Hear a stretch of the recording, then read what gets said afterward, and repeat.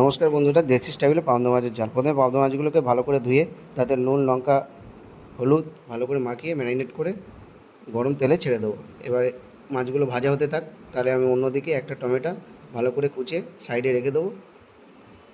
এবার একটা পেঁয়াজ ভালো করে কুচিয়ে সেটাও সাইডে রেখে দেবো। এবার অন্যদিকে মাছটা ফ্রাই হচ্ছে, সেইগুলোকে ভালো করে তুলে নিয়ে অন্য একটা পাত্রে রেখে দেবো।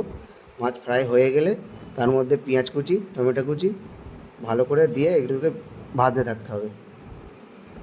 দিয়ে এগুলো একটু ভালোভাবে ম্যারিনেট হয়ে যাওয়ার পরে তাতে কিছু কাঁচা লঙ্কার কুচো ভালো করে এগুলোকে দিয়ে দিতে হবে। এবার তাতে নুন, হলুদ গুঁড়ো, লঙ্কা গুঁড়ো, জিরে গুঁড়ো ভালো করে দিয়ে মশলাটাকে ভালো করে ম্যারিনেট করতে হবে। এবার হালকা হালকা জল দিতে হবে আর ম্যারিনেট করতে হবে। দেখুন করতে থাকতে এবার তাতে একটু জল দিয়ে জলটা ফুটে উঠলেই তাতে গরম গরম ওই ভেজে রাখা পাবদা মাছগুলোকে ছেড়ে দেবো। দিয়ে একটু ঢাকা দিয়ে দেবো। ঢাকা দেওয়ার পরে ঢাকনাটা তুলে তাতে একটু ধনেপাতা দিয়ে দেবো, দিয়ে আবার ঢাকা দিয়ে দেবো। দেখুন কত সুন্দর